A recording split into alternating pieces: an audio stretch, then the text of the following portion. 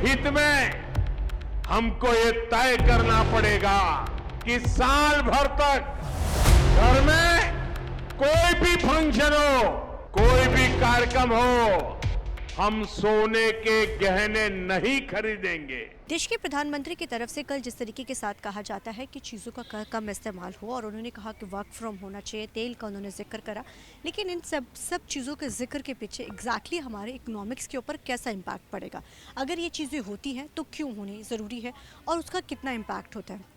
हमारे साथ जो हैं डीएवी कॉलेज के बड़े सीनियर और एक्सपर्ट मौजूद हैं। सर, आपसे जानना चाहेंगे कि देश के प्रधानमंत्री ने इससे पहले भी कहा था, हमारे देश में लॉकडाउन लगा और नोटबंदी हुई, तमाम चीज़ें हुई, जीएसटी, तमाम चीज़ें हुई, कहा कि देश हिला, लेकिन इस बार वो कल आकर कहते कि ऑयल तेल की कंजम्पशन कम की जाए और कोशिश किया जाए कि आप इन चीज़ों को कम इस्तेमाल करें, वर्क फ्रॉम होम करें। इससे हमारे देश पे कैसा इम्पैक्ट पड़ेगा, क्योंकि आम लोग डर चुके हैं, क्योंकि जब भी देश के प्रधानमंत्री ऐसा करते हो तो एक बड़ा डिज़ास्टर चेंज ऐसा आता है कि लोग समझ ही नहीं पाते उसे उभरने को लेकर। अब इसका क्या इम्पैक्ट रहेगा? देखिए, जो माननीय प्रधानमंत्री जी हैं उनका मानना है कि देश आत्मनिर्भर होना चाहिए। जो पेट्रोलियम प्रोडक्ट है उसमें हम आत्मनिर्भर ना हैं, ना ही आने वाले 20, 30, 50 सालों तक भी कोई संभावना नहीं है, क्योंकि हमारे यहाँ पर जो पेट्रोलियम प्रोडक्ट का अपना प्रोडक्शन है वो नॉट मोर देन 5%, 95% हम फ़ॉरेन से लेते हैं। और जब हम उसको फ़ॉरेन से लेते हैं तो उसके ऊपर बहुत सारी कॉस्ट वगैरह करके वो बहुत ज़्यादा महंगा पड़ता है। तो यहाँ पर ये बात ध्यान रखना चाहिए कि जब हमारा उसके ऊपर 95% बाहर से आना है तो उसकी पेमेंट सभी कंट्रीज़ के साथ रुपये में नहीं है, बहुत सारी कंट्री के साथ हमको डॉलर में या दूसरी करेंसी में पे करना पड़ता है। और जब उसको पे करना पड़ता है तो फिर डिमांड एंड सप्लाई के पॉइंट ऑफ व्यू से उनकी करेंसी की वैल्यू बढ़ती है और हमारी करेंसी की वैल्यू डाउन होती है। तो माननीय प्रधानमंत्री जी ने पहले ही बोला कि हम 5 ट्रिलियन इकोनॉमी की तरफ जाएंगे।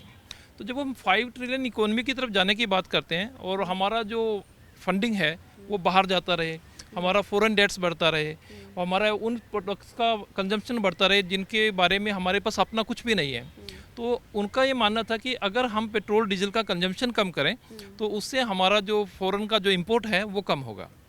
इंपोर्ट कम होने से क्या होगा कि हमारा बैलेंस ऑफ पेमेंट है वो थोड़ा रिलीफ में आएगा।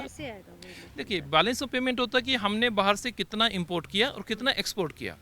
तो जब हम इंपोर्ट और एक्सपोर्ट का जब देखते हैं तो हमारे यहाँ पर तो लगभग 40% जो हमारा बैलेंस है टोटल ख़राब करने वाला वो पेट्रोलियम प्रोडक्ट है, क्योंकि आप उसको डिले भी नहीं कर सकते। अगर एक दिन की सप्लाई रुक जाए तो देश में क्या हालात बनते हैं, तो इसलिए हमको उनकी पेमेंट भी टाइम टू टाइम करना पड़ता है। तो उसकी वजह से हमारा जो बैलेंस ऑफ पेमेंट पे सबसे बड़ा बर्डन का पार्ट है वो पेट्रोलियम प्रोडक्ट है। अब ध्यान रखने की बात यह है कि हिंदुस्तान में जो on record number of vehicles हैं वो लगभग 40 करोड़ व्हीकल रजिस्टर्ड है। इनमें से 30 करोड़ व्हीकल लगभग जो है वो है टू व्हीलर्स वाला। अब कंजम्पशन टू व्हीलर्स का भी है, कंजम्पशन फोर व्हीलर का भी है और हैवी व्हीकल्स का भी है। अब तीनों की अपनी अपनी यूटिलिटी होती है। अगर हम जनरल यूटिलिटी की बात करें तो टू व्हीलर्स फार बेटर है कि बहुत सारे लोगों को फैसिलिटी देता है, परंतु यहाँ पर अगर हम इस पेट्रोल का देखें तो 90 करोड़ लीटर पर डे का हमारा कंजम्पशन है। 90 करोड़ लीटर पर डे का कंजम्पशन है, जिसमें से लगभग 40 करोड़ लीटर है डीजल का और 45 से 50 करोड़ का जो चलता है वो हमारा पेट्रोल का चलता है। अब इस कंजम्पशन को इसमें से हमारा कितना है, इस 90 करोड़ में से हमारा तो 40 करोड़ भी नहीं है, बाकी तो सारा हम इम्पोर्ट ही किए बैठे हैं। तो उनका कहने का मतलब ये है कि अगर इस व्हीकल में से, इस 40 करोड़ व्हीकल वालों में से हर व्यक्ति 1-1 लीटर तेल भी बचाएगा, 1 वीक बचाएगा, तो पर वीक के हिसाब से कितना हमारा जो इंपोर्ट वाला पार्ट है उसमें बर्डन कम होता जाएगा। और वो कम होने का बेनिफिट क्या होगा, हमारा बैलेंस ऑफ पेमेंट ठीक रहेगा और हमारी इकोनॉमी ग्रो करेगी। जहाँ तक वर्क फ्रॉम होम की बात है, ये कोई नया टर्म नहीं है। हमारे यहाँ भी सर्विस सेक्टर में बहुत सारे लोग ऑलरेडी वर्क फ्रॉम होम ही करते हैं। इवन अगर आप फॉरेन की बात करें, डेवलप कंट्रीज़ की बात करें, वहाँ पर वर्क फ्रॉम होम है। बहुत सारा हमारा इंडिया का यूथ जो कनाडा, ऑस्ट्रेलिया, यूके, यूएस में काम करता है, वो भी इंडिया से वर्क फ्रॉम होम करता है, आज भी करता है। तो ऐसा सच कोई नई टर्म नहीं है और इससे कोई चैलेंज नहीं आने वाला कि बहुत बड़ा ड्रास्टिक कोई थ्रेट आ गया, ऐसा बिल्कुल नहीं है। प्रधानमंत्री जी ने वो थ्रेट ना है उससे पहले आपको अवगत कर रहे हैं, भाई देखो युद्ध है, लंबा चल रहा है, स्थिति कंट्रोल में नहीं है। हालांकि जिनके साथ युद्ध है वो भी हमको पेट्रोलियम प्रोडक्ट का एक्सपोर्ट कर रहे हैं।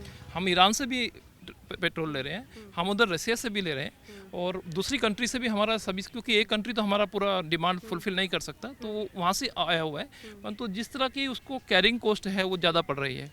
कल को किसी भी तरह के और हालात ख़राब ना हो, तो क्योंकि हमको भी तेल का स्टॉक रखने की ज़रूरत है। ये तो नहीं है कि 1 वीक का स्टॉक से। क्या कभी ऐसा हो सकता है कि जैसे आपने कहा कि 5% ही सिर्फ इंडिया में है, अपने इंडिया में ये वाली चीज़ों करने के लिए कितना समय लग सकता है और लगता है कभी पॉसिबिलिटी है? ये देखिए, पेट्रोल का अगर प्रोडक्शन की मैं बात करूँ तो क्या होगा, 2-3-4% इंक्रीज हो सकता है।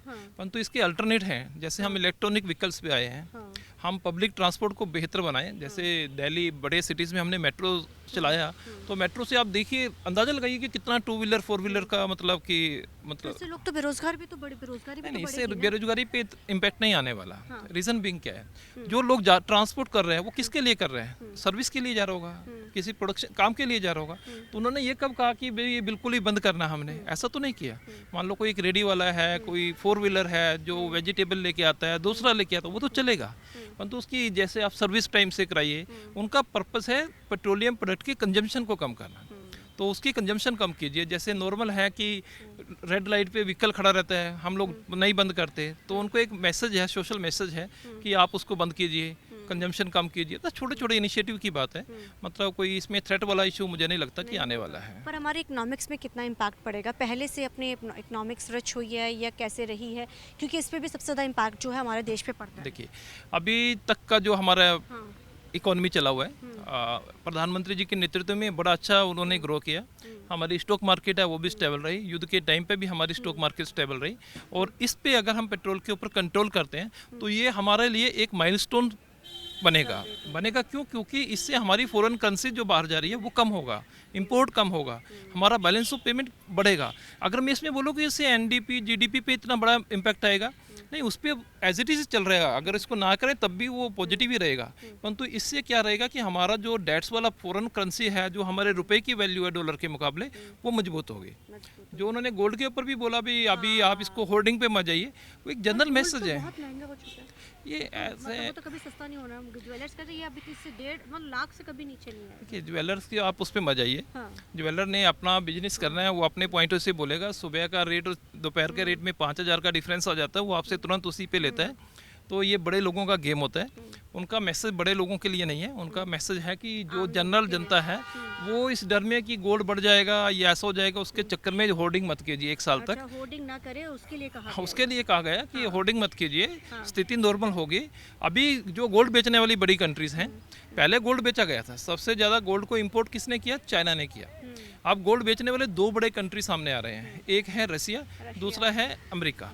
अब दोनों क्यों बेच रहे हैं? क्योंकि दोनों की इकोनॉमी युद्ध में बुरी तरह से डाउन आई है, तो वो बेचेंगे, वो आएगा, हमारे लोग लेंगे, तो हमारा करेंसी तो फिर बाहर जाएगा, और जाएगा तो उससे कौन सफ़र करेगा? हम ही सफ़र करेंगे। और इस तरह की गोल्ड की कोई रिक्वायरमेंट नहीं है हमारे पास। जो करेंसी नोट के लिए हमको फॉरेन रिजर्व चाहिए, गोल्ड सिल्वर चाहिए, वो सरकार के पास है, तो वो उसके हिसाब से वो मैनेज करेंगे। धन्यवाद सर। तो जाहिर है इतना पैनिक होने की ज़रूरत नहीं है, चीज़ों को कंट्रोल रहे, और हमारे जो लोग हैं वो आत्मनिर्भर बने, लगातार कह रहे हैं, वो कहा जाता है, तो उसके चलते किया गया। और इकोनॉमिक्स पहले से भी जो हमारी जो स्थिति है वो काफ़ी बेहतर हुई है और बेहतर करने के लिए चीज़ें कही गई हैं। कैमरामैन जसी के साथ चंडीगढ़ से TV9 के लिए अमनप्रीत को।